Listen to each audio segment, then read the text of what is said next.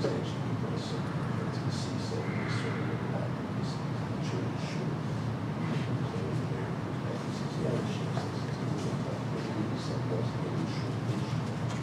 morning.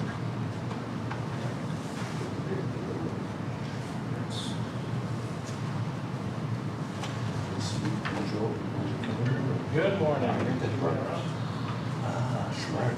Yeah, that's why I'm because we were going everywhere. We went to Tequila, we went to like if I came, we went to like a dinner, we went to Hala, something else. It was 6 hours. Yeah, it was 4 couples. Yeah, so we even stopped at Okay. bars, started singing. It was fun. Thank you. We're in room 101.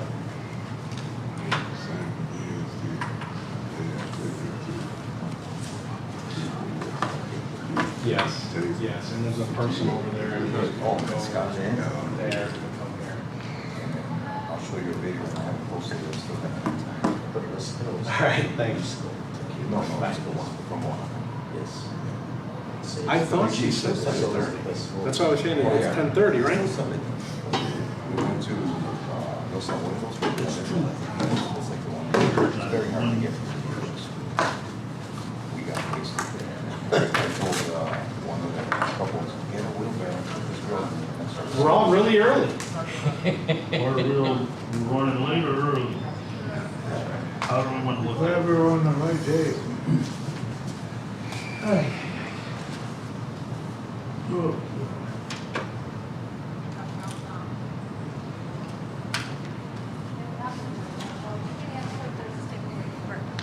Good.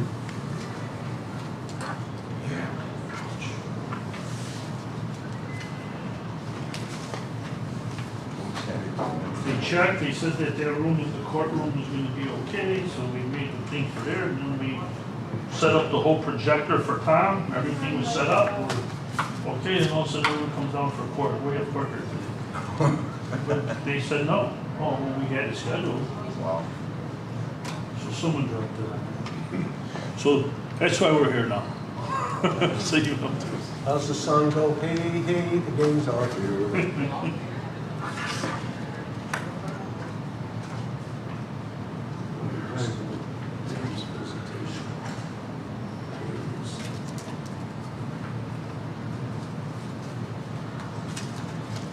Thing. So how do you try to go town and drivers take you on the tour of town? You run the restaurants and all that? Yeah. We had different, every town we had different driver we recommended, starting from what you can see it in the mansion. I haven't posted like that, I mean, there was so many videos. And this used to be some, very outrageous person.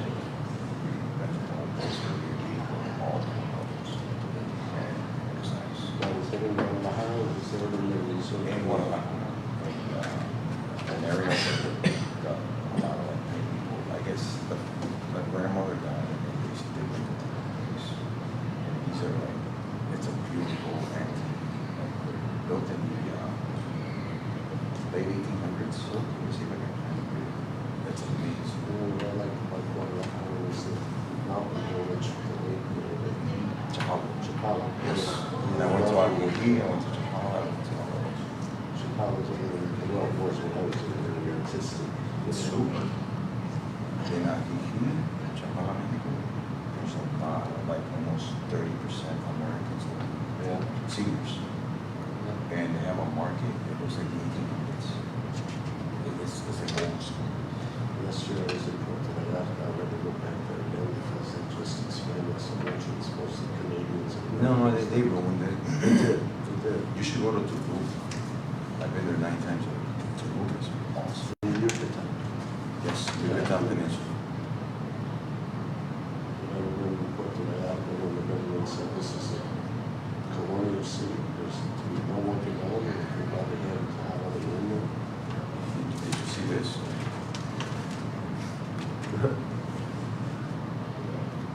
Wait, this is a friend of the family, his ranch. He imported Indian bulls. They're from India. And then we had like a bunch of mariachis. Look, the bull is from India. He has a few of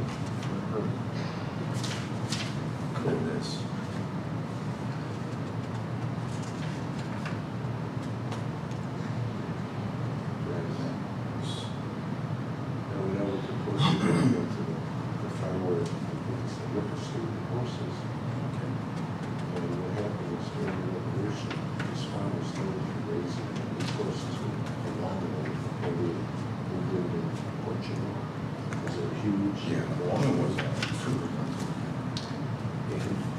Then, only the women of the revolution, which located in the killed all these horses. Oh, wow.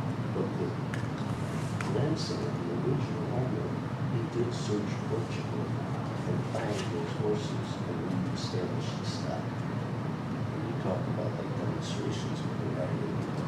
That was a mule. It was a mule. A mule. And he trained him to dance. It was a crossbreed mule and A horse. horse and Yeah. a donkey, the horse. Yeah, and it was, I mean, that thing was like super smart. It sure was smart. And the words were too.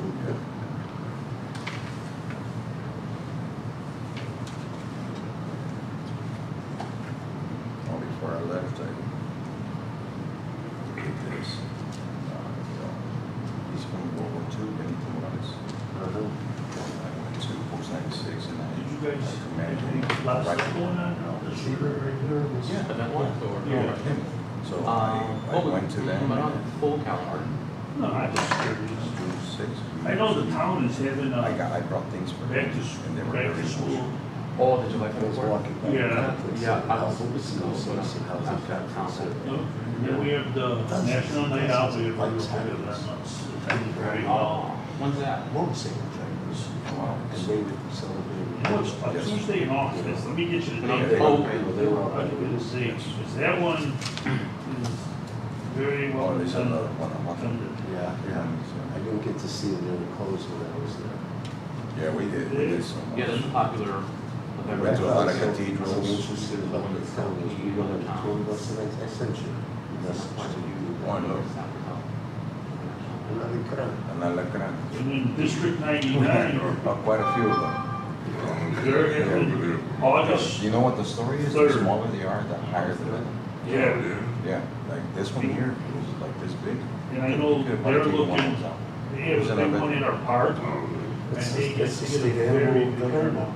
Yeah, but this was in. District in, 99. Oh, San so Jose. that one's having. That's, night out? no, that's back to school, but this one's August It was, 3rd. it was a Okay. huge. That's for, experience. I just was looking through my email, this popped up, and that one's from 3 to 7, they have vendors, To this they road. give all kinds of supplies out to the residents, for children, Oh, yeah. bouncy houses, and they have other giveaways and stuff also. Okay. Office That's space. something. Yeah, if you, I don't know if it's, I can forward it to you, it's in your We emails. were in Yeah, there, it's, said, LA. "Oh, so you could go to this."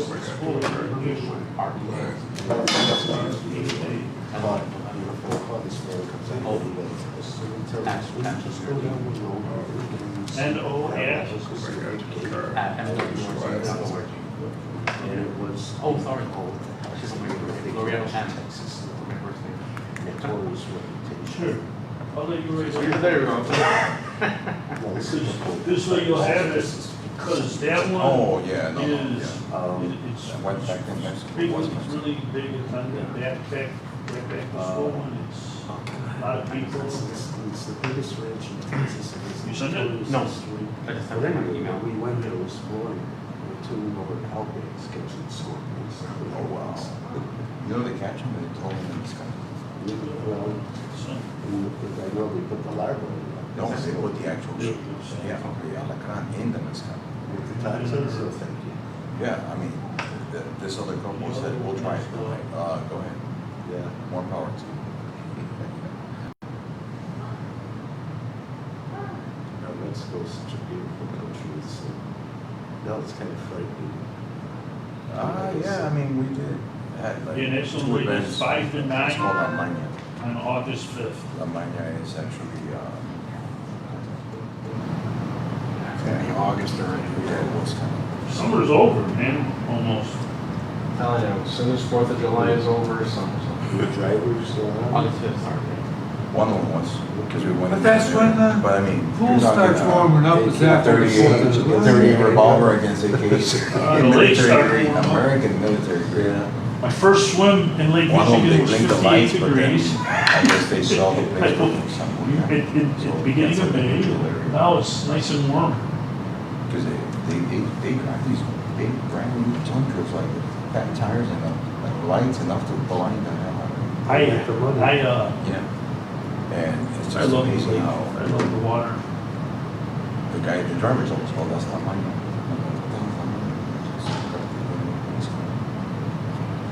Just keep it.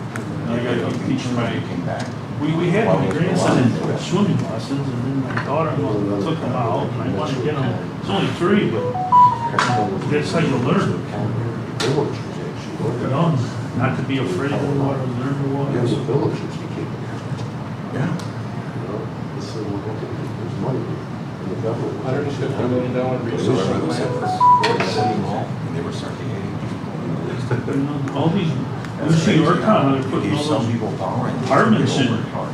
Ford City Mall could still be sold and replaced in an industrial park, according to a letter obtained by WGA. I don't have any feeling. An industrial park? The letter says the constitution or That's what it was when it, before they turned cars down. citizens around the potential redevelopment of Ford City Mall. Everything is on So buildings that are less than neighborhood and create Although there hundreds was one time. I think that was very instrumental in World War II. It was. It a was big disturbance. crazy instrumental. Brought all The Fort City, when it was all, Bridge development. Hello. They're the ones that did, 16th and Laramie. Hello. You can sit here. how are you? Good, how are you? 10:30. It says 10:30. And we've had mixed, I know, I saw it after you said it's 10:30. one team said 10, the other team says 10. What's it? That's what I think of that door maybe? No, this is what was posted. This was one? Yeah. Okay. But sure, you told me 10 when I called you. Yeah. But And I could have sworn someone said 10:30. Because then I go. Well, because last time I said I couldn't make it at 10 because of my schedule. Just Yeah. Same thing today. So, you guys just get to spend more time. I know, it's very exciting. It's okay. It gives us time to talk and share. About nothing official. Yes.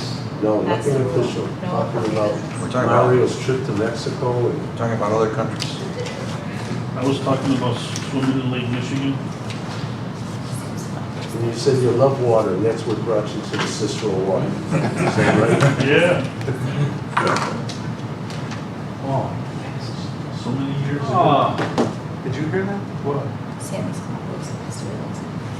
Sammy. compost. Oh my God. We just moved to Florida.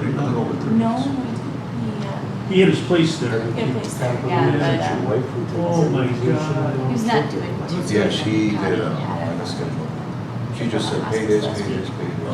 At home, in Sydney. Yeah, I'll show you the I videos. asked John to take over there. So that's So what we it went is. last night for the meeting.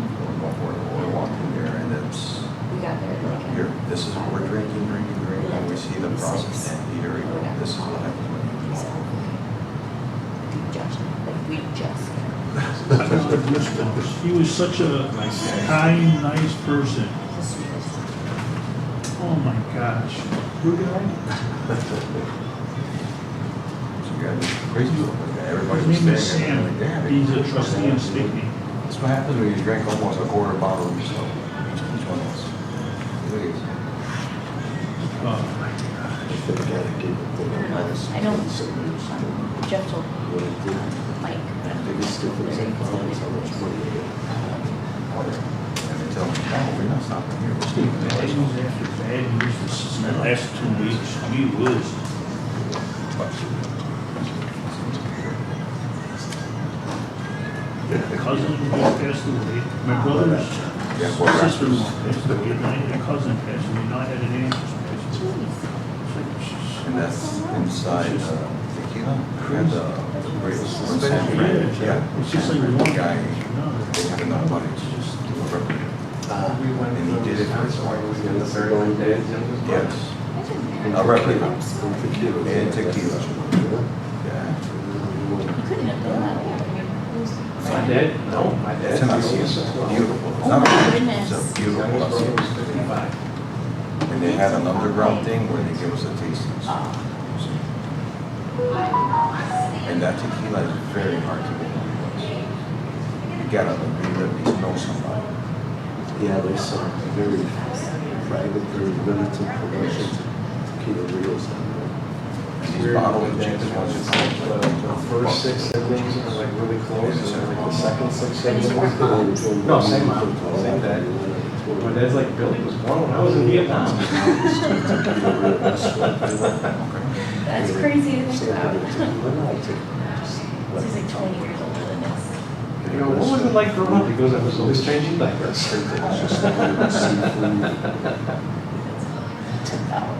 everything's cheap. Like the food is cheap. It's like economic. Look at this. This is called El Güero Cantaritos. That was already, it was like this much left, and my wife's like, you know what, let's finish it, let's go. Then we went to the barrios. Do you need to visit those again? Tuesday. And then I started making videos, which is all the videos I I did. probably should. And I like closer to those things. And everybody got Yeah. wasted.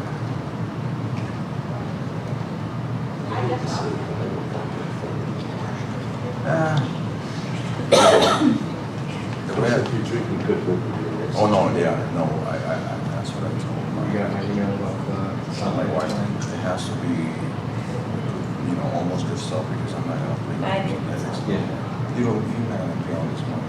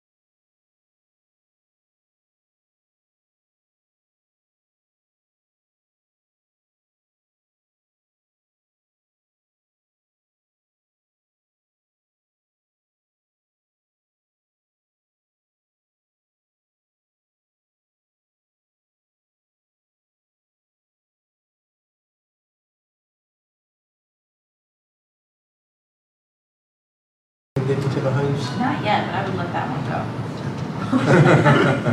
I would not be sad to see the end of that high. All right, everybody.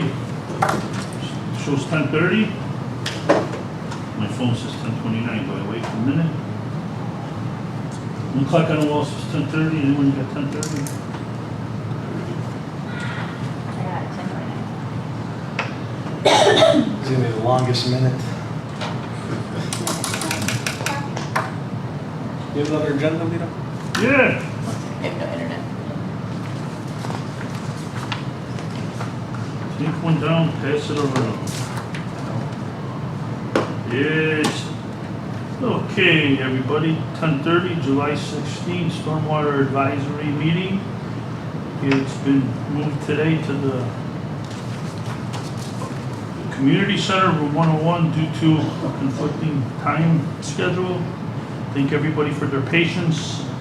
And we have someone outside, so if anyone does come, we have a person there to send them over this way. So we do have an employee there. So we're going to do a roll call. Commissioner Tan. Here. Commissioner Mario. Here. Commissioner Frank. Here. Commissioner Larry. Here. Commissioner Steve. Here. Commissioner Lito. We're all here. Do we have any approval of minutes from the last board meeting? I'd like to place motion for the approval for last meeting. And I'll second. Mario, first the motion. Third. Frank, second. Commissioner Tan. Here. Commissioner Mario. Here. Commissioner Aye. Frank. Here. Commissioner Larry. Here. Commissioner Steve. Commissioner Lito. Ayes have it. I apologize, any ayes, not here. Aye. Okay. Oh, this doesn't pass. I started it by mistake. Yeah, I know. Does me count? Yes, Sorry, now? should we do another one or? Yes, please. Aye. Commissioner Tan. Aye. Mario. Aye. Frank. Aye. Larry. Aye. Steve. Lito. Aye. Ayes have it. Any public comments? Any public comments? Nothing? Okay, no public comments as of right now. Tom, do you want to jump into your? No, you can follow the agenda. Okay, Green Alley Program. We're bidding out 2 alleys on July 24th, 2025 for green alleys. DCO grants, 1.5 million. The town received an additional 500,000 DCO grant for green alley paving. The project is scheduled for construction in 2025 to include 6 more green alleys. As I explained last time, the price of the green alleys are significantly more than just putting regular pavement. That's why we're not being able to do the amount of alleys we did at one time when we were doing straight pavement. But, so we'll get some in. Thank you MWRD for a partnership for 2026. We received $475,000 for construction of 3 green alleys. By 2026, I don't believe we'll hit with 475 3 green alleys, but keep our fingers crossed that grant will allow for that many. MWRD Stormwater Partnership Program, we still are waiting word about the proposed project on Kohler Park. We've discussed this many times. We did have a meeting and we were told the project looks very good, that it's going to be approved, but we haven't heard nothing in quite a few months now. Our application was submitted for the project and it is in review. FEMA, NIEMA, and OHS stormwater management project applications. Once again, we did submit 5 project applications back in September 13, 2024 for $57 million for grant funds for some major projects. We are still in the mix and we're still waiting for an answer as far as that goes. HUD, disaster recovery funding, the town has been awarded $96 million for disaster relief as January 7, 2025 notice. Town officials are currently working with HUD representatives to complete the preliminary applications. Tom, you've worked tirelessly and so has your department. Thank you. And you want to go now or do you want to? Yeah. So Tom from here's a nice little preliminary action plan summary for us. Thank you, Lito. Commissioners, thank you for allowing me the opportunity to present our CDBG DR action plan summary here today. This is going to be a similar presentation as to what's going to be on August 4th at our formal public hearing for this grant at Unity Junior High School. For the sake of time, I kind of edited out a lot of, I don't want to say fluff, but a lot of the real technical details that will get presented at the formal public hearing were filtered out of this presentation. So if you want to see the full presentation, I encourage you to attend the public hearing on August 4th. And the last slide of this presentation will have 2 QR codes. If you want to use your mobile device to scan the QR code to be able to submit public comment on the action plan, I encourage you to do that as well. Topics I'm going to be talking about today are the summary of the storms from July 23, what happened in the aftermath, little information on what CDBG DR is, and then a brief summary of our action plan, and then what the next steps for this grant are going to be. We all remember, like it was yesterday, the summary of the July 2nd storms. This map shows the hot spots of that torrential downpour. You can see Cicero located in there is one of the reddest locations. Between 7 and 8 a.m., a line of heavy rainfall drifted southward into central Cook County. It was centered near Chicago and the immediate western suburbs. Over the next 4 hours, the band of heavy rainfall remains nearly stationary, so it just sat. Around 12, the storms subsided, but by 2 o'clock, a second band of rain hit the area. Again, over the next 3 hours, it just sat in our area. In total, rainfall between 2 and 9 inches of rain occurred across the central portion of the Chicago metropolitan area over the 18-hour period, with peak rainfall occurring near the western border of Chicago and Berlin and Cicero. The event was declared an Illinois state disaster on July 11th. A little over a week after the storm, that was pretty quick moving on part of the state. A federal disaster was declared on August 15th, so about a month after that. And FEMA and their disaster recovery centers opened on Tuesday, August 29th in 4 of Cook County's locations to help residents kick off their recovery. I always say that I was surprised by how much response there was to this storm, because it's a lot different than the storms like you're seeing in Texas, where so many people lost their lives. My heart goes out to the people of Texas and what they're going through right now, not only the loss of life, but the complete devastation of those properties.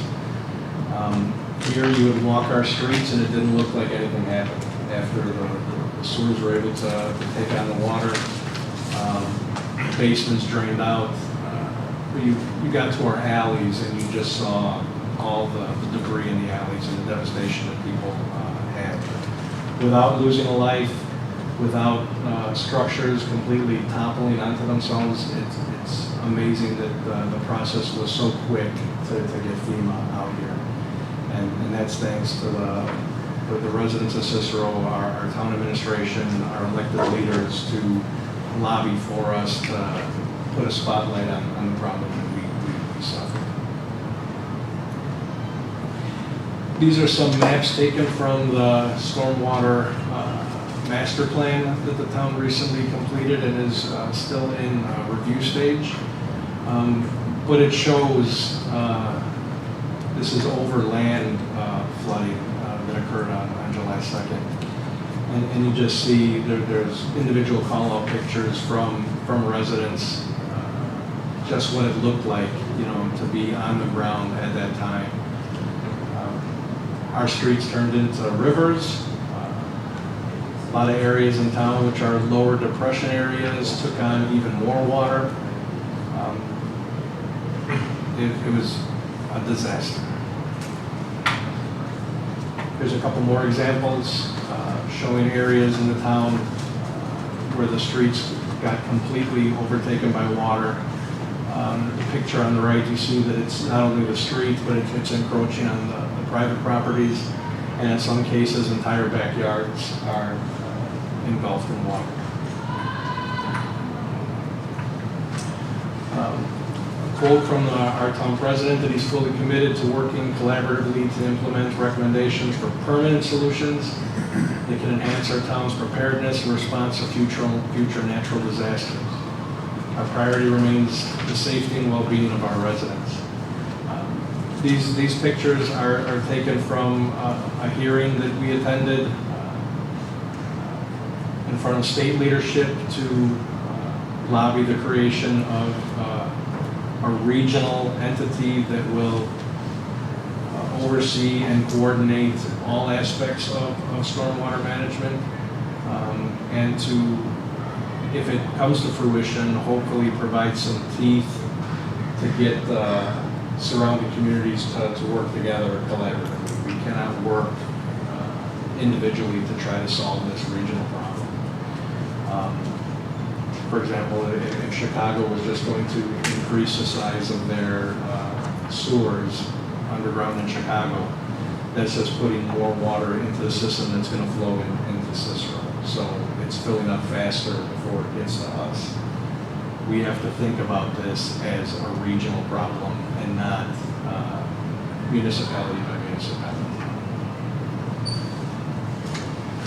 What is CDBGR? On January 16th, HUD published an allocation announcement notice in the Federal Register, which allocated $11.8 billion in community development block grant disaster recovery funds. The announcement provided funding to 22 states, 15 counties, 8 cities, and 1 U.S. territory. The town of Cicero is a direct recipient of these CDBG-DR funds and is receiving an allocation of $96,004,000. What the $4,000 is for, I don't know. It probably could have been easy, just $96 million, but we'll take the $4 grand too. The town of Cicero Department of Housing is the lead agency administering this program, and the town will have 6 years to allocate and spend this funding. CDBG-DR can be used on multiple different eligible activities, including disaster relief, long-term recovery, restoration of infrastructure, housing, economic revitalization, mitigation, and planning. This is the process for us to get access to these funds. It's 3 phases. Phase 1 is the action plan development, which is what we are currently working on right now. We must develop and submit an action plan that outlines how CDBG-DR funds will be used to address unmet needs in disaster-impacted areas. These plans will be developed in consultation with stakeholders and include a needs assessment, a mitigation needs assessment, and a plan for allocating funds to housing, economic development, infrastructure, and service programs. Phase 2, so once HUD approves the action plan, we enter phase 2, which is the financial certification and oversight of funds process, where we have to demonstrate that our policies and procedures in financial management, our staff capacity, and provide financial certification materials to ensure compliance with all HUD regulations. One caveat, we're doing phase 1 and phase 2 kind of at the same time because we don't want to waste any time. If all goes according to plan, we will submit phase 1, our action plan, and our financial certifications at the same time. But HUD does provide 135 days for us to submit those materials after the action plan is approved, and may accept certifications from the last 5 years if we were already a DR grantee, which we were not. This is the first time the town is receiving disaster recovery funds. The phase also focuses on financial controls and anti-fraud standards. So again, going back to the policies and procedures that will be in place to pre-qualify individuals for assistance, ensure that procurement regulations are followed. How often we're going to recheck those policies to see if they're hindering things or they're working properly. A lot of these policies and procedures on the federal level, they're living documents. they change as situations change. What may look good on paper as a formal policy in practice may turn out to be nobody qualifies for something, so we have to revisit it to see why funds are not being spent quickly. Then phase 3, after HUD approves the financial certifications, is the implementation of the universal notice requirements, which is actually developing the programs and implementing the programs from the action. The entire town of Cicero is a most impacted and distressed area as defined by HUD. Part of the grant requirement is we have to spend 80% of the funds on HUD-identified mid-areas. Since the entire town of Cicero is designated, that's an easy requirement we're going to be able to make. For areas for like the city of Chicago or Cook County, which are also receiving this grant, they're going to have to get creative where their funding is going to be directed, because 80% has to be spent in those most impacted areas identified by HUD.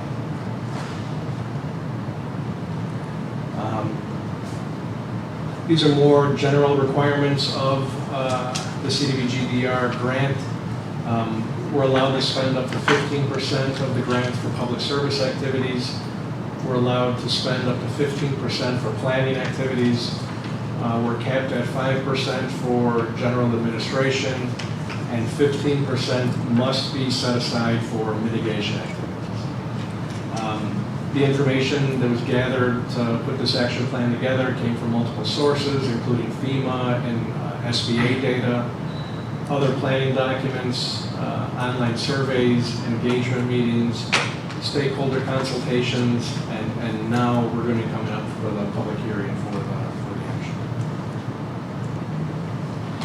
This is our proposed budget by cost categories. We're looking on I'm sorry, take that back. This is the unmet needs analysis. We calculated that there's approximately $50 million in unmet need for housing activities.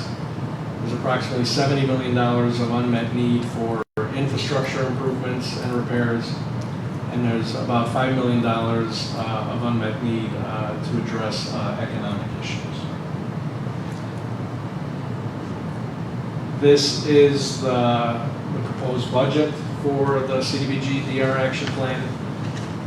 We're looking at 5% of the budget for administration, which is $4.5 million. 2% of the allocation for planning, which will be $1.5 million. We're looking to do a capital improvements plan, update our comprehensive plan, and several other planning documents that will be of a benefit for the town.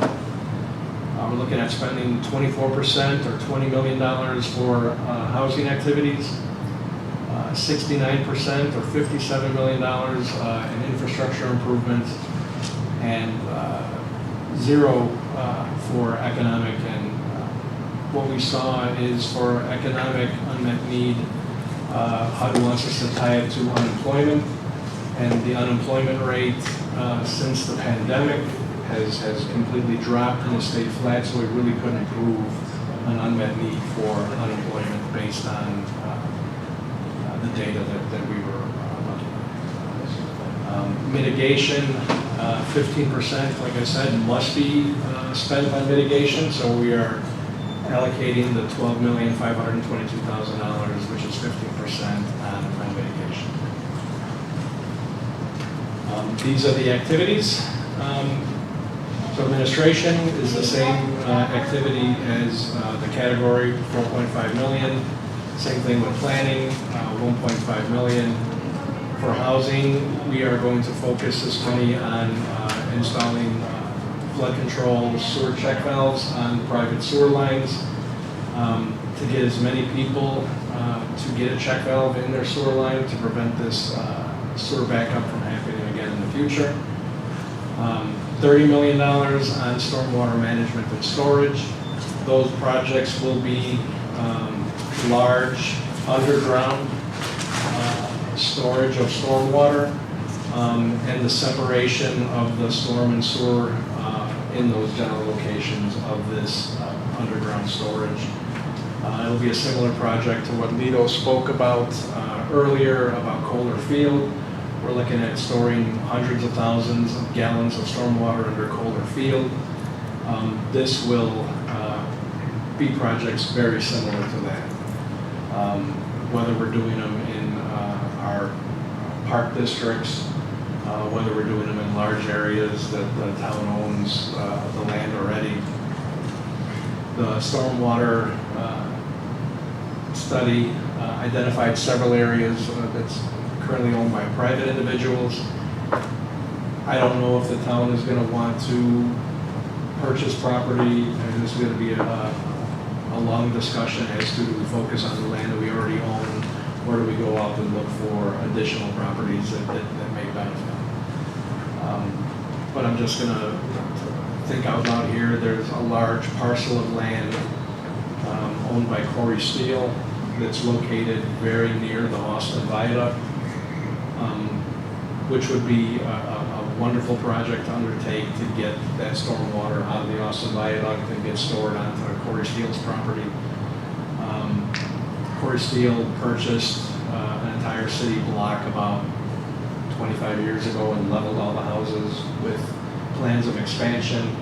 The market crashed and it's been a vacant lot ever since. We don't know what their long-term plans are, but that's one area that I know is private owned. But Clyde Park is also near there.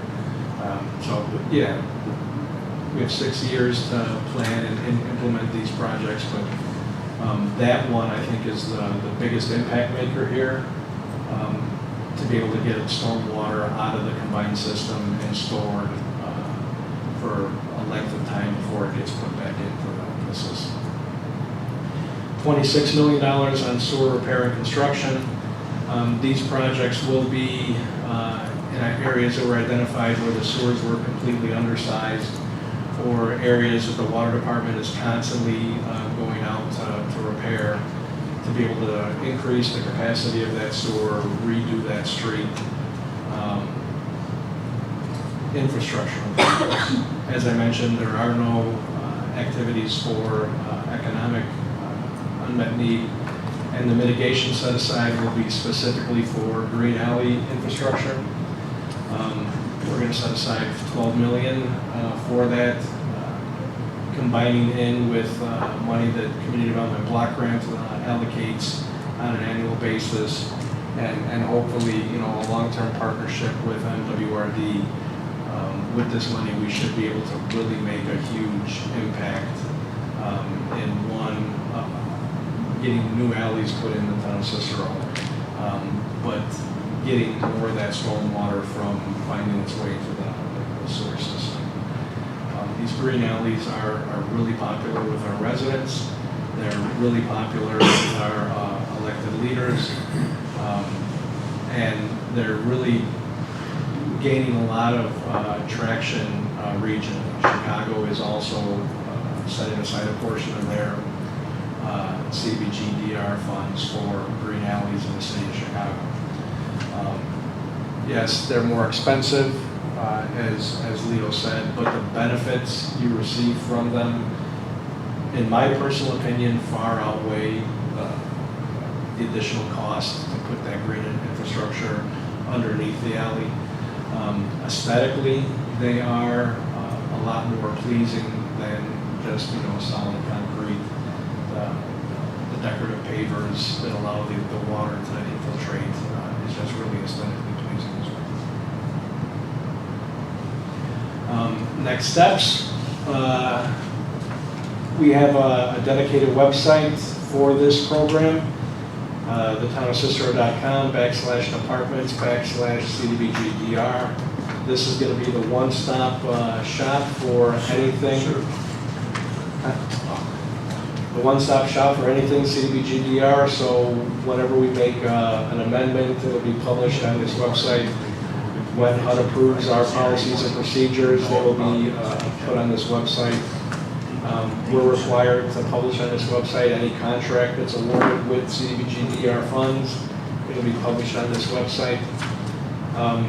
One requirement of this grant that is different than other federal grants that we've received in the past is that we have to respond in the action plan to each of the comments we receive. So we're strongly encouraging the public to take advantage of the electronic form to submit their comment. There's 2 QR codes here. We have up to 1,000 comments we can receive per SurveyMonkey for free without paying. If we have to pay, we will if we get close to the max. But we created 2, so we have up to 1,000 we can receive in English. We have up to 1,000 we can receive in Spanish. It'll make my staff their job a lot easier to be able to sift through the comments electronically rather than individually one by one. We're going to generate spreadsheets like on a daily basis to see where we're at and start grouping them based on comment type so we can respond in the action plan prior to us submitting to HUD. As of right now, that's all I have. Again, the public hearing will be on August 4th, 6 p.m. at Unity Junior High School. We picked that location, one, because it's in walking proximity to both the train and the bus for public transportation. The Unity Commons is also a large enough space for us to be able to comfortably hold a large group of people if they want to come to this public hearing. We don't want to turn people away because of room capacity issues, so we chose the largest space we could find in town within proximity to public transportation. This process has, I think I said it before, has taken over like my life for like the past 6 months. I never thought I would, think about water as much as I had over these past 6 months.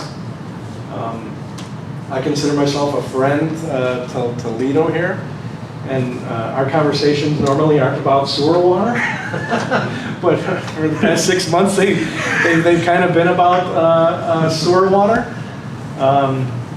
The other day when we were having the torrential downpours, me and Lito were in communication to survey the area, see if there were any problems, if our phones had rung from neighbors getting sewer back up, but thankfully, knock on wood, MWRD was ready for those storms.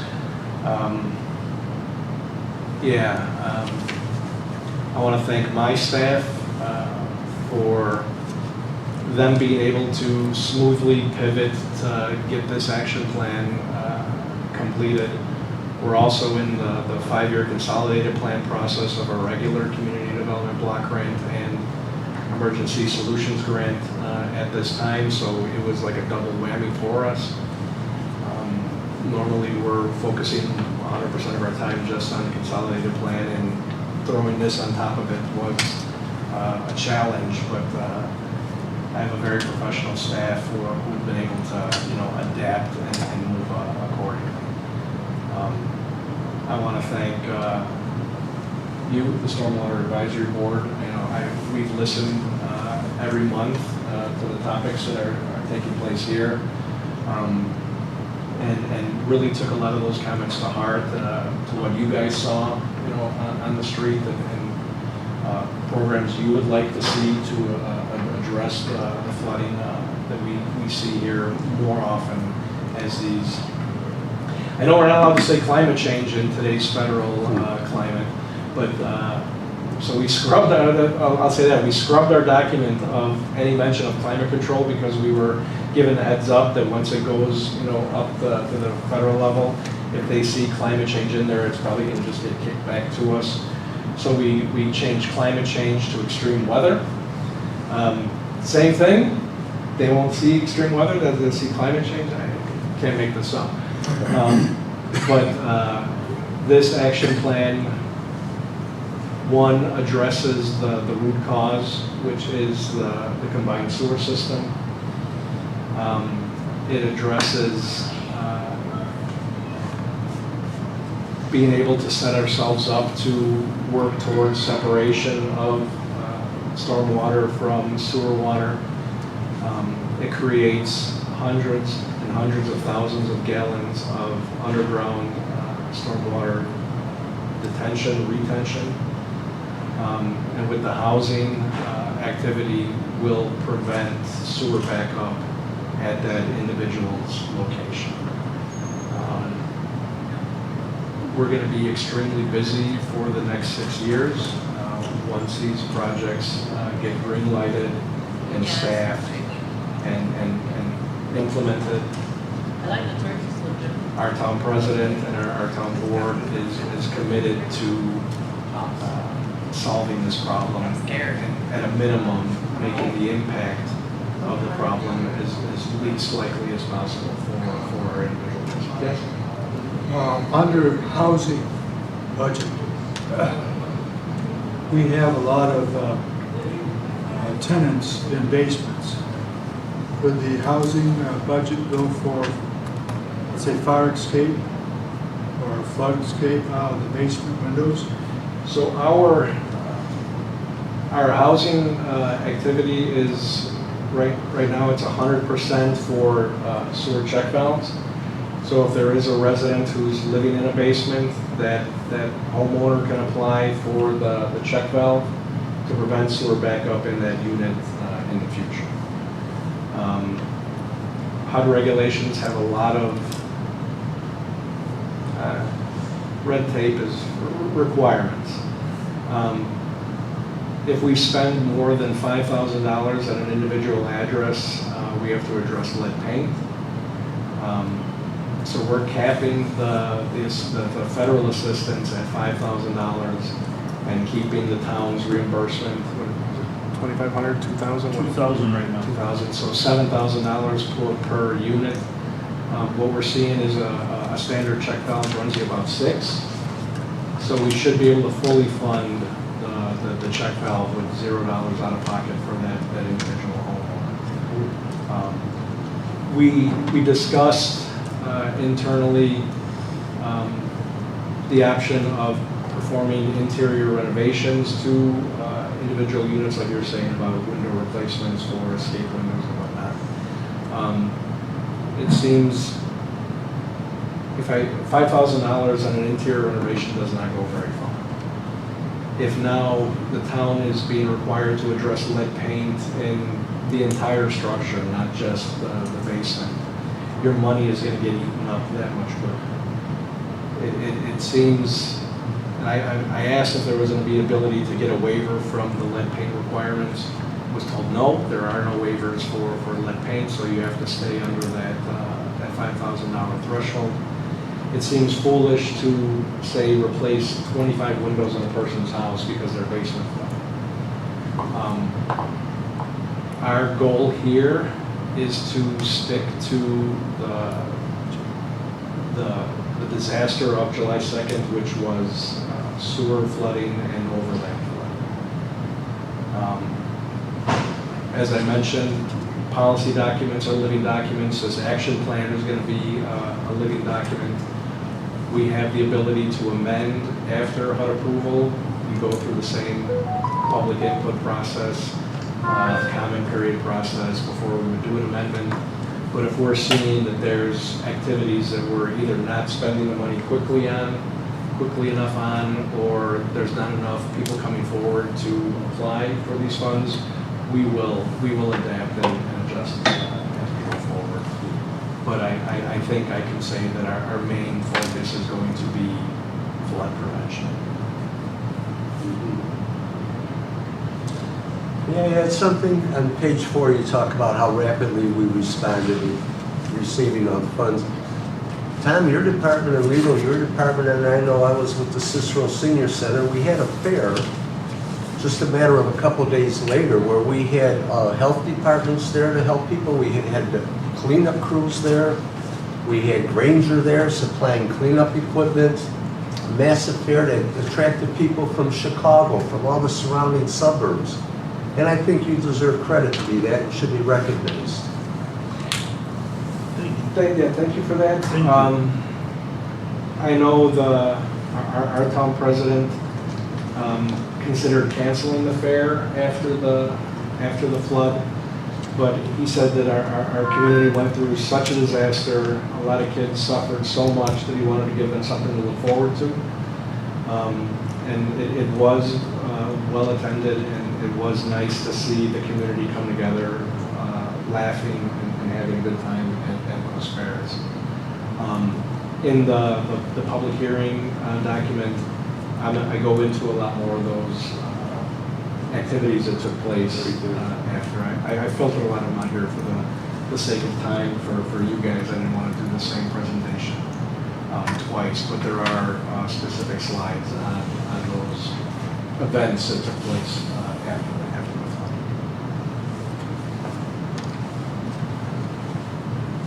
Yeah, Tom, good job. How you got your whole department up and running while they're still doing all their other work and everything. And I will say that, you know, even before we got this disaster recovery grant announcement, you know, the town, like I said, our president with that quote, he's committed to trying to figure this problem out and solve it.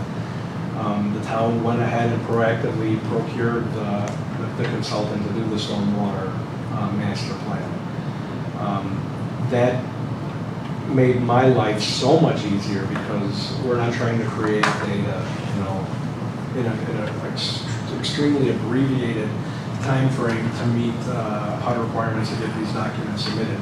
We had a lot of the information at our fingertips because of that plan. Kudos to the town for doing that. You've noticed that we've been searching other opportunities to get creative with stormwater management, with the Morton Arboretum grant and our tree inventory and master plan, and purchasing trees to get them in the ground. Trees not only absorb water from the ground, but they catch it as it's falling down, so it slows the rain down from hitting the ground. And expect a large push and an educational campaign on the benefits of trees going forward. Green alleys have been the standard here now for a couple of years with the town board adopting an ordinance and policy that any new alley must be green infrastructure. None of us, and I speak for myself, I speak for Lido, I speak for my neighbors, none of us want to go through this again. I've lived here my entire life, and our basements have flooded several times over the course of my life here. And yes, I know we can't say climate change, but extreme weather is increasing. Communities like Cicero, like Berwyn, Oak Park, Chicago, we're continually developing. We're continually taking over space that used to be used for drainage. I mean, it is what it is. We have to internally ourselves adapt and address these issues. And we're thankful that the federal government saw the confidence in us to be able to administer this grant, you know, ourselves, as opposed to having to try to go to Cook County to get projects done. I am happy to report that there are open lines of communication with both the city of Chicago and Cook County. We are working collaboratively with designing these projects to not hinder one another and hopefully not hurt us as we're the last stop before the MWRD. But both City of Chicago and Cook County have been a pleasure to work with over the past couple months. And as we're all publishing our action plans, that communication has just gotten more vibrant. So I'm happy for that. With that, I think that concludes my presentation. I'll be here if there's any questions or comments. I'll leave this up. Great job. Great job. I have one thing, food for thought. July 6th. I'm not hungry. U.S. National Weather Service has issued a beach hazard statement for Stickney. I guess Mud Lake is still recognized, huh? I got one from Cicero. I got one from Cicero. We were on the phone, like, what? I told Alexa, you're on drugs, there's no beach in Cicero. The other side of 39th Street was Mud Lake, so maybe he'd still recognize. There was a huge storm that hit us on, I think it was July 7th. It was a Tuesday night. That was what Tom kind of was talking about. I was watching Brant Miller on Channel 5, and I stopped it and I rewound it because he says he must have said 6 times, Cicero, go check your basements, be careful though. And I just finished rewinding it and my phone rang and it was President Dominic going, what's going on? And I go, nothing. He goes, I'm watching the news. And I go, yeah, we have the same news on. And I immediately called the pumping station because dispatch on non-business hours contacts our pumping station, and they take the emergency calls, and then they in tune call me or my street supervisor. But with the rain calls, I always constantly check and pump station's open 24/7. So he says I didn't get one call. And then I called Tom, you gotta go outside, what's going on? I go, Brant Miller saying Cicero. I go, and we're not seeing it on the south side. And back in 2009, we had a storm that hit the north end of Cicero, where I called the sanitary district and told them, we're underwater, what's going on? And they go, it's beautiful and sunny here. It was like one of those freak storms that kind of hit us on that Sunday that just hit the north end of Cicero and then the south end of Chicago in the Austin area. And we hit flooding on the north end, but if you went to 25th Street, you would say, oh wow, it's cloudy. If you got to 35th Street, it was bright and sunny that day. But on the same token, 39th Street flooded because the city of Chicago pumped their water into the 39th Street sewer system. And so everybody, when we say it and we take a lot of heat and people think, I don't know what they're thinking, but we take a lot of heat. This is definitely 100% a localized, totally a localized issue. No matter what we're going to be doing now, which we're going to do, is if no one else works with us, we could be opening up just more water for Chicago to put into our system. We're going to be opening more water for Berwyn. We're going to be opening up more water for Oak Park, because they all come to us, Absolutely. into our sewer system, and then out to the sanitary district. And that's why we keep saying this is definitely a localized issue, and that's why they were pushing so hard, asking residents and everyone to try to contact your state reps and everyone to try to push for this, because we're going to be spending money, we're going to be working very hard on this issue, but we do not want to just do it all and for not where other agencies aren't going to be working for the same ideas that we are. And that's what one of the stormwater management plans after the flooding, when we were meeting with everybody, it was you don't want to say, let's try to do this project, because this project might help these 3 blocks, but in essence, when it dumps into the system, it might mess up 8 blocks that we didn't intend to mess up, that we're doing all right. So that's why we kind of went with the master plan, and we're very fortunate it was looking into the future with this. So we kind of have ideas, we have plans already kind of on different projects. We just got to get them engineered and see what we can do on some of them. Now, may I ask, this committee, this board has been in session for well over 18 months already. I'm wondering if Oak Park, Berwyn, they're No, I don't. doing anything like I don't we are know here if- in Cicero? Have you heard of anything from your end about that? I mean, I think we are setting an example for them if they would pay attention. Yeah, we know we got our work cut out, and we're rolling up our sleeves, and we are trying hard to attack this issue, and hopefully we'll do good. But that day we did dodge a bullet that Tuesday, because the Austin area, a lot of the other areas in the city north of us got hammered. And we had over, I think it was at about 10 something there's a rain gauge on Roosevelt and Laramie. They changed it, I don't like it the way it was. They used to have one I like better. Every 10 minutes I would get updates and stuff. Like I could tell you, at the time, I could tell you, oh yeah, Frank, yeah, between 10 and 10:10, we received quarter-inch of rain. You know, it was that accurate. This new one isn't as accurate, and I mean, where I can tell in 10-minute time frames, but it, you know, we had well over I think we're 2¼ inches in about an hour and a half, 2 hours.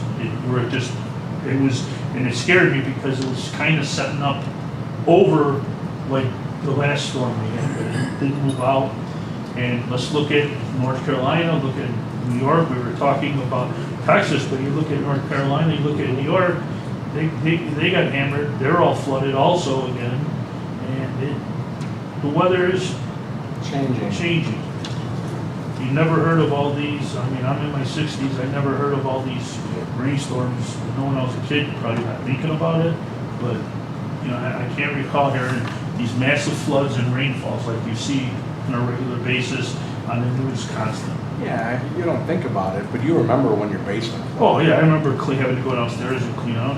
I remember when my grandfather would call us and tell us to go put a board, like a thing over the sewer because they wanted more water on the street and less water goes into the basement. Was the train of thought back when I was a kid.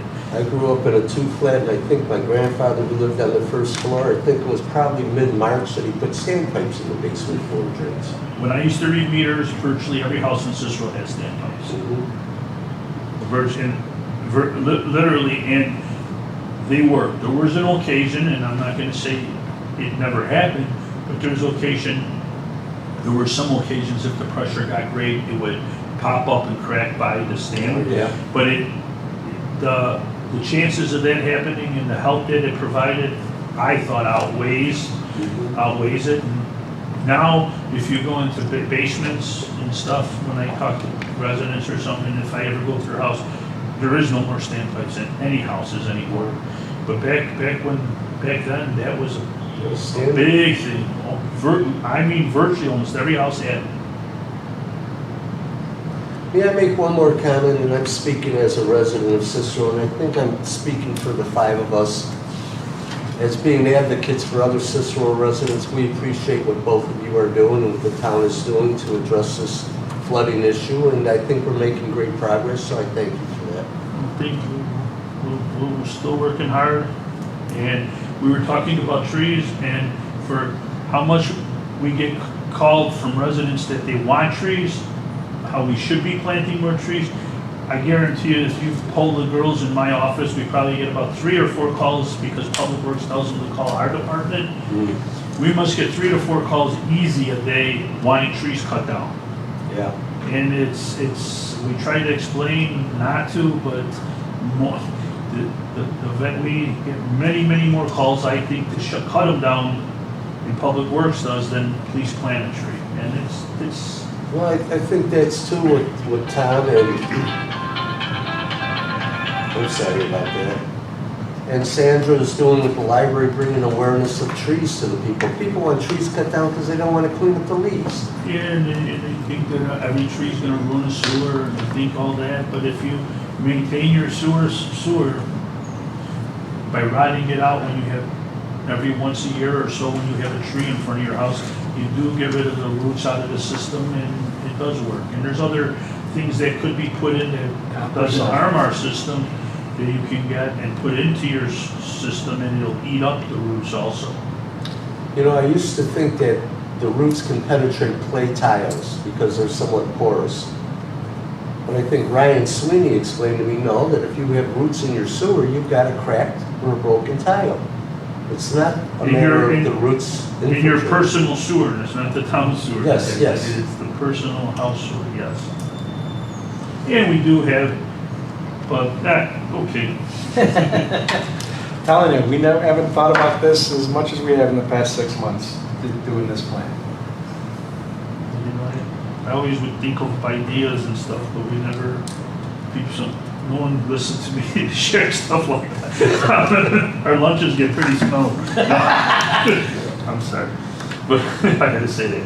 But, okay, So we went through that. The stormwater master plan, it is completed. It just needs to be finished being reviewed by all the town officials. And we have spoken now, we have a couple outlets that Tom has created with the city of Chicago.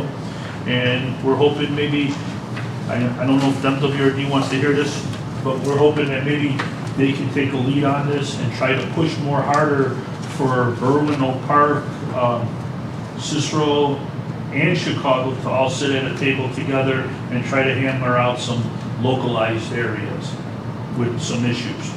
Because I would like nothing more than just one day to be able to collapse sewers on Roosevelt Road on the other side, and I know I wouldn't have all my residents as angry at us as they get, but I know that's impossible to do, and it would affect so many other people that it is definitely an area-wide issue. It's not a local Cicero issue. We need to work very well with other areas, other municipalities. The combined sewer cleaning, this is something that's come to fruit that we also tried to do. We're almost done with, I mean, they're so close, but they did run into some areas where there was some heavy cleaning needed, and they've been doing extra cleaning on the main sewer system. And this is from Cermak Road. We're going north, and we did from 46 to Lombard.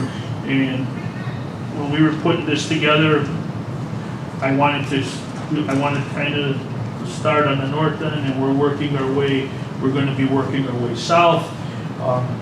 They did find some issues, and a couple issues that we want to address that we can address in a bigger issue, maybe engineer something rather than just be a Band-Aid. So we are looking at something with this system, and some, like Tom says, some areas that have been an issue over time. So we found a couple of them when they're doing their cleaning. We've also had a couple sewers that we found, main sewers, that had an issue that unless you're cameraing every block, which this is being done, from Cermak Road to Roosevelt, every single block has been already basically cameraed, and it's almost complete of the town sewers, not the local house sewers, but our sewers. But in the process, we did find a couple areas where a house sewer, when you're putting a camera, was popped off of the main, and you could see a big void there. And then if you actually go out there and you look at the street, you might not see it normally, but if you're actually paying attention, you're really getting down on your knees, you can kind of see the divot already slowly starting. So we know that was an issue. We were able to dig it up and put it back together and repair it, so you don't wash more stuff into our main system. So that's a positive. Hopefully when this ends, we want to have to put it out for bidding again and continue, and we've been working very well with this company. And this company is also doing some work, and while they're doing it, they're televising, and they're going to be sharing it with us, and they're cleaning the system as they're televising on certain areas. Right now, I know they were working on 61st Avenue by Lincoln School and in that area, because when Nicor hired this company, and it's the same company we're working with, and it's a different crew, but the same local boss that we're able to talk with, and they're doing it because they're looking to see when they did all the new gas services, if they punctured any main sewer lines.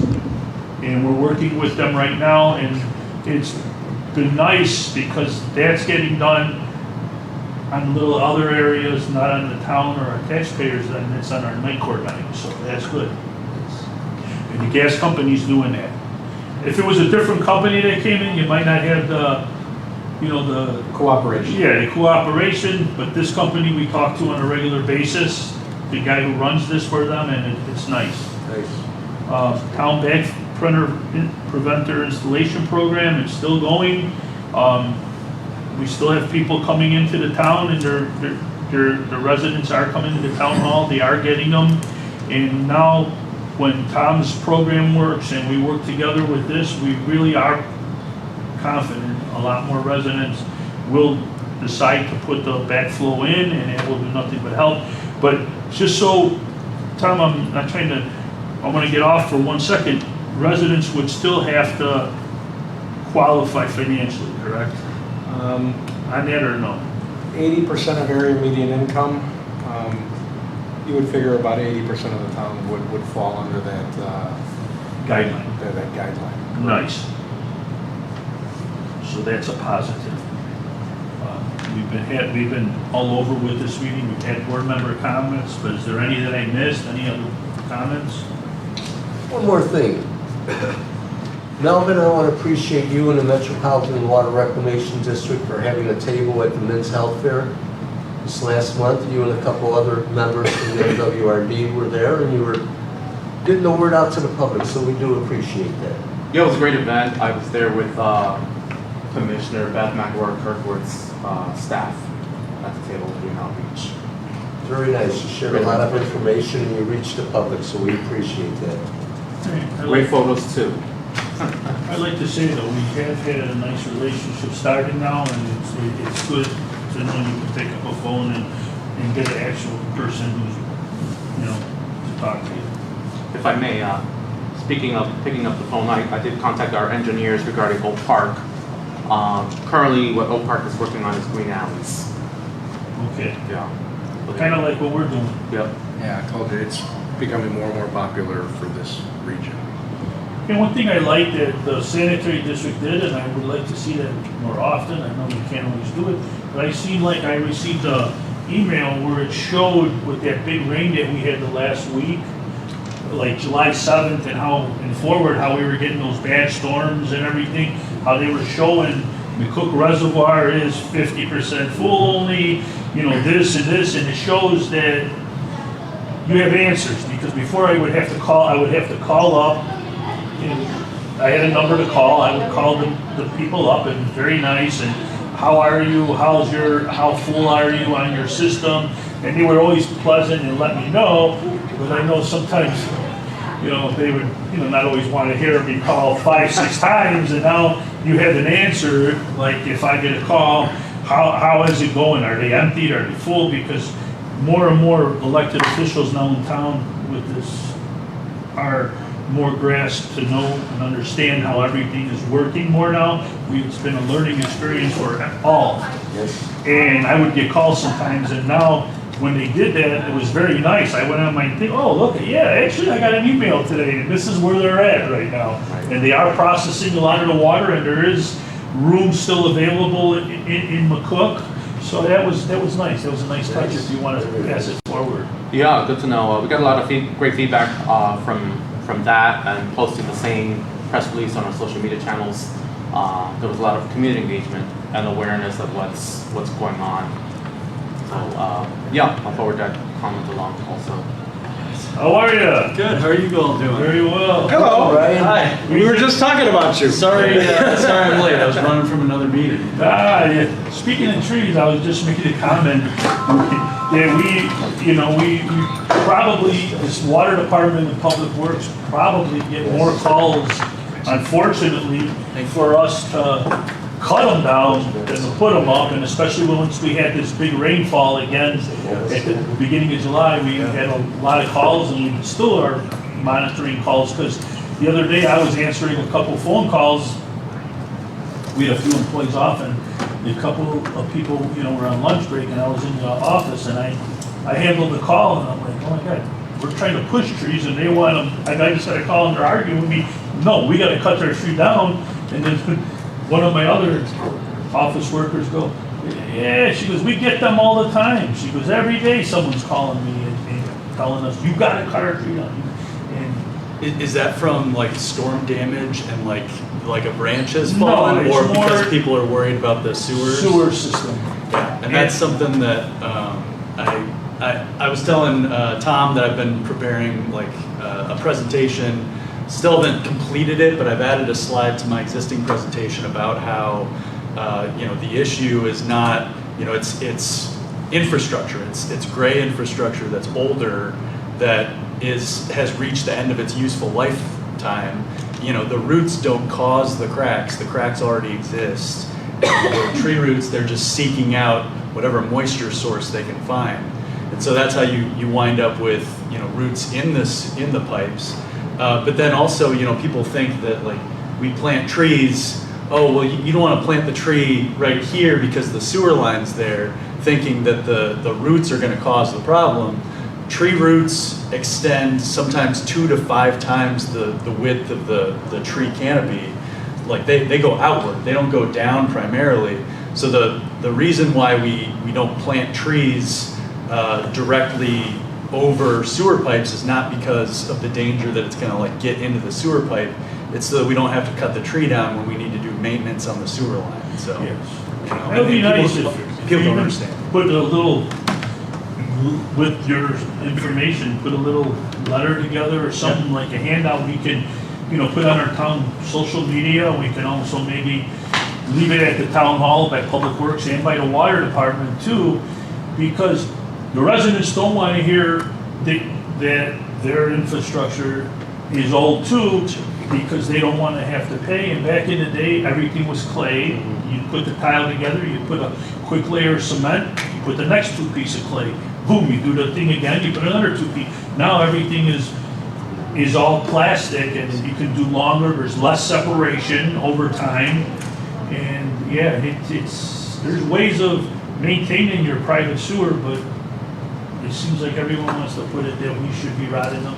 And we try to rot sewers like no other municipality does. The problem is we just get such a great number of people calling constantly, even when they don't have problems. And we have to we try to take them in order of the phone call, because we hear how long I waited and you still didn't come. And I try to explain to residents that just because we will rot a sewer once a year doesn't mean you need to get a sewer rotted once a year. If you have no tree in your area now or anything, and you're putting a piece of metal with nothing obstructing it, just bouncing off of a clay tile, eventually over time, you are going to cause an issue on your private sewer by having metal bouncing when there's no need to rot it. If your water's draining properly, you're not experiencing any issues. Your back catch basin is clean, it's No. all down below, there's no grease hanging in there, you know, you're not getting back up in your floor drains.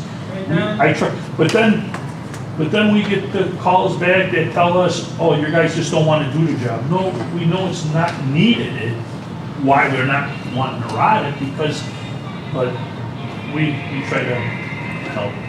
Any information you want to send to us or tell us about? Yeah. So I've got a presentation. I can like quickly kind of run through it. I don't need to, hash through a lot of the stuff that we discussed in the presentation. I provided this presentation to the public engagement meeting that was on June 26th to provide information about the tree inventory. But it basically gives kind of a high-level overview of Cicero's canopy prior to the inventory. It should be pretty consistent with, the inventory gives a little bit more granular data, but I can give that presentation and just kind of run through some of that stuff.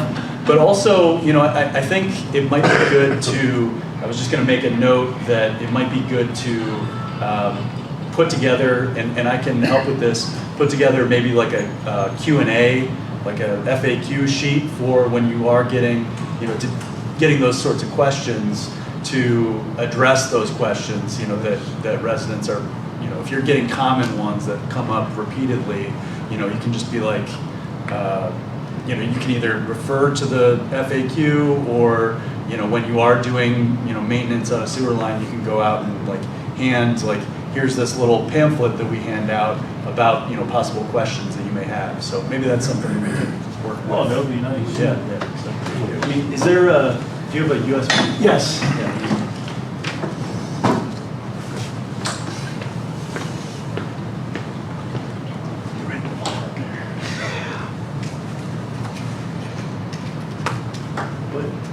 Good to see you all again. Informative. Thanks for inviting me here.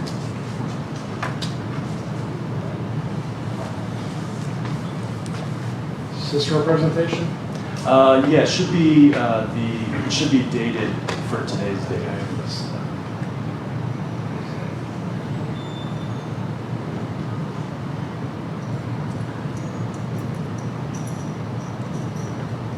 Yes, 7/16. There you go. Yep.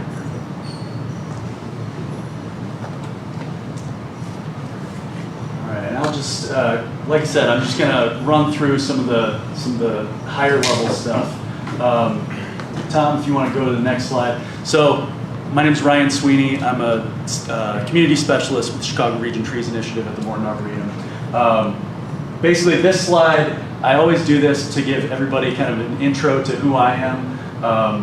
I'm an attorney. I'm barred in Arizona, not barred in Illinois. But I've always wanted to get into environmental law and environmental work. Really glad that I have gotten into this work. And this is something that Tom and I, we've been talking about with the grants that the Morton Arboretum has provided to Cicero, is that we want to build up the capacity of the city. And part of that is workforce development. And so, you know, there are a lot of jobs available in this field. And so luckily I was able to get one of these jobs, but there are a lot more jobs that the people of Cicero can have. We do have an arboriculture career fair, Trees and Tacos career fair coming up in September, I believe. And I'll provide Tom with that information. We'll have a little bit more data that we can provide to the community about that. You know, there are so many jobs available, entry level, mid-career jobs, and we want to make sure that we're getting the word out about that because that can only help our communities. Tom, you can go next. So real quick, you know, I'm going to cover basics of why we care about trees, how are Cicero's trees doing, and then strategies for increasing canopy coverage in Cicero. I've also added a slide about the sewers, like I was kind of discussing. So why do we care about trees? Trees are critical infrastructure. Trees are infrastructure just like our sewer systems, just like our roads. Unlike the gray infrastructure or the built infrastructure, trees only gain value over time. They don't depreciate in value. So, you know, it is a symbiotic relationship. There's no, you know, one silver bullet. Planting a tree is not going to solve, you know, any issues that we are dealing with in Cicero or any community. But it is the sort of thing that, you know, I would really love to see a road that, you know, appreciates in value over time. It doesn't happen. They start, you know, crumbling from the day that they're laid down. And then, so other reasons why we care about trees. Trees increase property values. They increase economic development. They provide shade. They filter our air. There's so much data that shows, study after study, that shows that the benefits that trees provide are directly correlated with, or planted trees are directly correlated with benefits to health, to economic vitality, to individual well-being.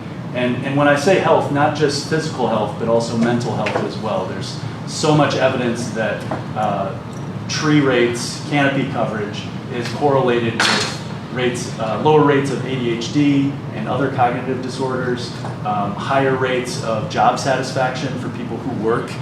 You know, if you have a beautiful building like this, where you have a courtyard with trees planted, and somebody's got a tree right outside their window, they're looking at that, they're going to have a much better work experience. They're going to be more productive.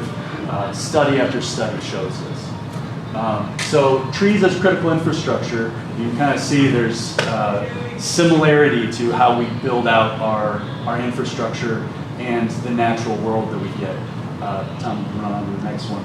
So this, you can see this is the boundary map, the jurisdiction of Cicero. This is the surface temperature map that we've received from, I believe it's, I want to say, and federal National Oceanic and Atmospheric Administration data. You can see this is Cicero, so there's hot spots. So there are spots that are more red than others. I'm not sure if on the video people online can see that, but there are different hot spots here. There's a hot spot running right through, and as everybody knows, there's a large transit corridor, obviously, that runs through Cicero right here. And Tom, if you can go to the next one, and you can see here's where the canopy cover is in Cicero. So where you don't get any canopy, that's where you have the hottest areas. So you have another hot spot right up here, and that's also where you're missing a lot of canopy down there. So trees, very pertinent for this board, trees help our sewer systems. Trees reduce and intercept stormwater and improve the quality of the runoff of water. So they filter that water out as it's coming through. They filter out pollutants, sediment, runoff contaminants. And then they also help with erosion. So as the runoff is coming down through our kind of floodplain here, our watershed, and making its way down toward the canals and the rivers south of here. The trees, they provide a network. Those roots provide a network, so the soil, the good soil, stays in place and doesn't just get filtered down into the canals and rivers. Erosion control. That's exactly what I was just saying there. They provide a mesh for soil to cling to and help retain moisture, significantly reducing erosion. So here's some of those other maps that I was kind of discussing. You can see just in general, this is the Chicago region, and you can see where you have the lowest rates of canopy cover, you have the highest rates of air pollutants, and you have very high rates of asthma. And especially as you kind of, we have the jet stream. As the jet stream, the weather, goes from west to east. So as those air pollutants kind of move over and settle, you don't have trees in these areas to filter out those air pollutants, and you get higher asthma rates. Canopy and flood risk. And so again, this is very pertinent to this board. You can clearly see that same pattern there, where you have much higher rates of flooding right around here, where you have lower canopy coverage. So numbers, we've got in Cook County in general. I just want to start this out before we get into some more of these numbers. In Cook County in general, we have about 28% canopy coverage, and that's based off of data that we've received from multiple studies, mostly LiDAR studies, where they're shooting lasers down at the ground, and you can see what is a tree, what is a building, what kind of surface coverage you have. Those studies, I think one of them, the most recent one, was completed in 2020. So the 2020 LiDAR survey shows 28% canopy coverage in Cook County as a whole. Now, Cicero's trees, how much are Cicero's trees worth annually? Annually, they provide the community with $464,000 in ecosystem benefits. So that's $350,111 in air quality and $102,000 in stormwater benefits and just over $11,000 in carbon sequestered. Trees themselves, so the carbon sequestration, that's kind of the, all of these calculations, they come from the iTree data, proprietary data software. It's a tool online where they've calculated specifically how much each one of these benefits come from the trees within a particular community. The carbon sequestered, for example, that comes from basically like the detriment that would happen if Cicero didn't have any trees. What detriment would happen as far as like the climate impact? So Cicero is providing $11,000, $12,000 a year of climate benefits, not just to the people of Cicero, but to the world as a whole. I mean, we're all in this together. There aren't any boundaries in the air that are going to stop the air from traveling across that jet stream. So those benefits. The trees that Cicero actually has in the ground, just the value of those trees themselves, that's $528,000 worth of carbon in their tissue. So that's what we're looking at for Cicero. And then you can see here's kind of the comparison. And these are the land uses between Cook County and Cicero. We've got 28% canopy in Cook County. Cicero, this was the 2020 data, 12% canopy. So significantly lower than Cook County, and we want to increase that. You can also see that some of the larger land use areas in Cicero are buildings higher than the Cook County average, as well as road and rail. So you've got a large transit land use right in there. And here's comparing Cicero to other nearby municipalities. So As you can see, Cicero has a lower canopy than those other municipalities. So what can we do? We've got 3 things that we primarily recommend to our communities here. Identify where we can plant more trees. And that's a big part of what the inventory was about. The inventory, I think, identified, Tom, do you know off the top of your head, it was like I want to say it was like 9,000 planting spaces. Planting spaces, yeah. So, those planting spaces, those are public right-of-way planting spaces that the city, it's the city's property, the city can, decide to plant those trees there.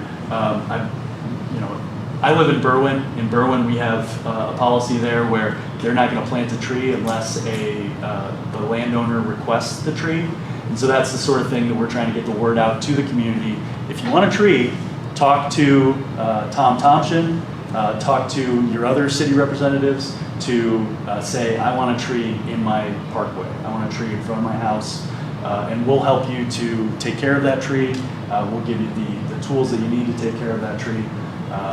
And then also the city itself will take care of the trees. That's the sort of thing that we're working with Tom to take care of the trees that have been identified as needing priority pruning, because we want to take care of the trees that are already in the ground, not just plant new trees.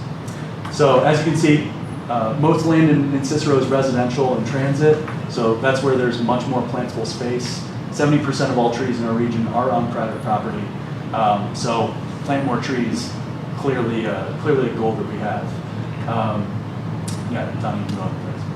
And then taking care of your existing trees, that's just what I was talking about. So with trees, as I mentioned, the value of the trees gets greater the older that they are. So you're going to get much more benefits from an older tree than you get from a younger tree. So we want to make sure that we are taking care of all of the trees that need pruning, that need maintenance, that need that specific care. So the tree inventory identified, I think 19,000, a little bit over 19,000 trees in Cicero's parkways on Cicero's public property. Of that 19,000, I think that there was about 1,500 trees that required priority pruning. And I've spoken with other forestry professionals, people who've been doing this for a lot longer than I have. And they say that typically 10% or so is about what you want as far as a cyclical pruning schedule. But that would be the case where we wouldn't need emergency pruning if Cicero's tree canopy was equivalent to other parts of Cook County. But because Cicero's tree canopy is lower than other parts of Cook County, we need to save every tree that we can. When we get these storms rolling through, we can't risk having a tree that's been where it hasn't been pruned enough, and then there's a big wind gust that blows through, knocks half of that tree over, and then the whole tree's got to come down because now it's unstable. Rather than doing that, we want to make sure that we're pruning the trees for stability, pruning the trees for safety, for structures and people. And that's a key part of taking care of your existing trees, which itself is going to be a key part for Cicero in terms of maintaining its existing canopy. And then protecting your trees through law and policy. Cicero does have a tree ordinance. We recommend, on our website, I recommend everybody to go to our website, mortonarb.org/CRTI, and take a look at our different resources that we have there. We have a policy toolkit on how to build laws, regulations, and policies to protect trees. We also have ordinance builders. That's something that Cicero does have a tree ordinance. Many other municipalities don't have tree ordinances, but it's certainly something that our ordinance builders have individual elements that you can, the different municipalities can kind of pick or choose. And that would be something that you can certainly go through and look and see if there is something that can Cicero's ordinance be improved in the future. With a lot of our grants through CRTI, we require them to meet a certain number of ordinance requirements. Cicero does not have that requirement. Same thing with our other large municipalities. We just wanted to get this money out to these large municipalities that need this funding for trees immediately without all the restrictions and all of the headaches sometimes that can come from requiring things to be passed through city council, which that can always be challenging. Types of tree ordinances, just to give you an overview, we have tree protection ordinances. Those are active 24/7, who has authority over public trees and says how those trees are managed. And that's on land that's already been developed. So, you're not looking at situations of construction or zoning, things like that. Tree preservation ordinances, that's to protect situations like this from happening, where you have a construction project and then you've got large heavy machinery, building materials, soil that's being dredged up and dumped on top of the root systems. We call this area from the drip line of the canopy downward, that's the critical root zone. And so the critical root zone, that's an area where if you're putting building materials on that critical root zone, if you're driving over it with heavy machinery, that's the sort of thing where, oh, it looks like the tree is okay right now, but give it a year and that tree is going to start to show signs that it's dying, it's dead. The roots below ground have been compressed too much. They've been strangled with nutrients. So, we also have other types of tree ordinances, and that's the sort of thing we are also working on with some of our working groups at CRTI to expand our natural areas recommendations and green infrastructure. So green infrastructure I can kind of talk a little bit more about here on the next couple slides. Oh, here's Cicero's tree ordinance. It is located at section 102-61 at SEC. There's a little Latin phrase for all of the lawyers in the audience. So that's where you're going to find the Cicero tree ordinance. But green infrastructure. So these green infrastructure and stormwater infrastructure go hand in hand. So we have permeable pavement, bioswales, tree pits, green alleys, or green streets, alleys, and parking. Tree pits, that can also be like floating pavement.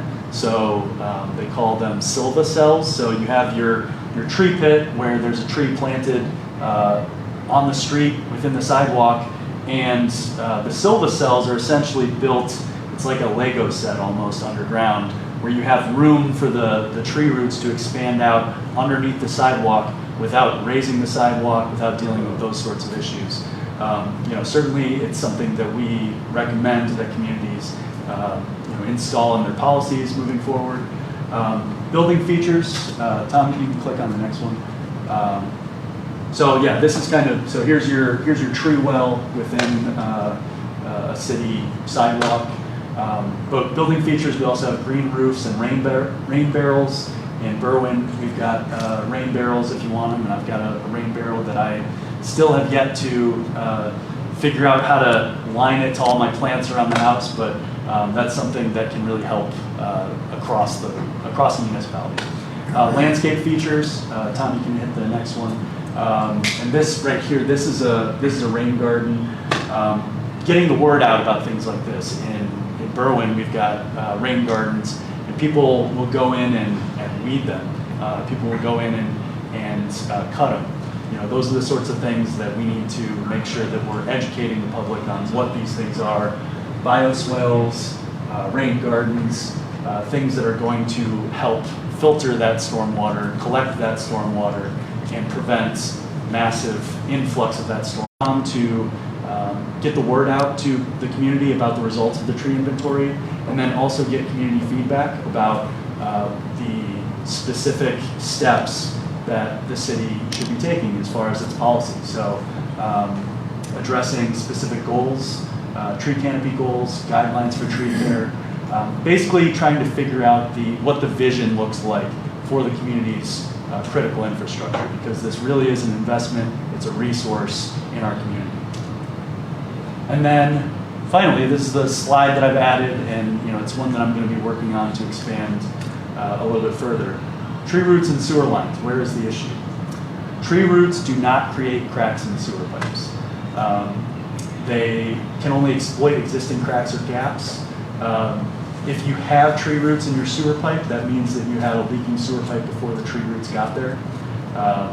So we certainly, as we were discussing, leaking sewer pipes. They're caused when old pipes, usually made from clay tile or cast iron, break down or rot out. Modern sewer pipes made of plastic, PVC, that shouldn't break down or rot out for 100 years or longer.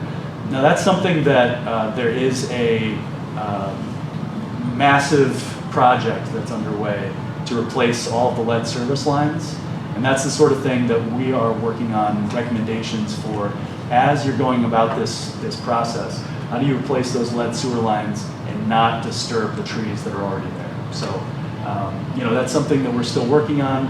You know, we'd like to continue working with our municipalities to provide recommendations for that. But basically, we want to get the word out that it's not the trees' fault. The trees provide much more benefits than they provide harms. We need our community residents, our neighbors, to know all of this. So, but I would encourage you to go onto our website. I've got, I think, the link to our website. As I mentioned, it's mortonr.org/CRTI, where we have a lot of these resources. So I think on the next one that has, yeah, so there you go. And yeah, those are just a few of the resources that I've mentioned, but we do have our grants hub, our homeowner hub, invasive species hub. Unfortunately, invasive species are a huge problem. You know, certainly not one that it exists in Cicero, but it also exists elsewhere too.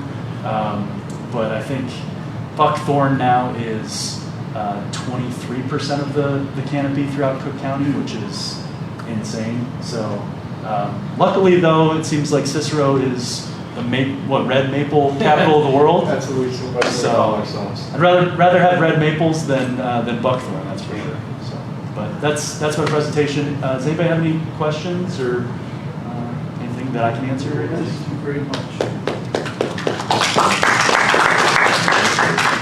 Thank you, Ryan. And we are going to be starting lead line replacement. We'll be starting it, I think, very shortly. Okay. Yeah. I'd love to talk more about that and see Yeah. what the plans are. Thank you. Okay, I think this was another good meeting. Let me see what we got going on here. The next meeting really would be in. Lito, I have a question. Yes, sir. The engineer, MWD, was asking if we have any information regarding the suburban green school at Morton East. Yeah.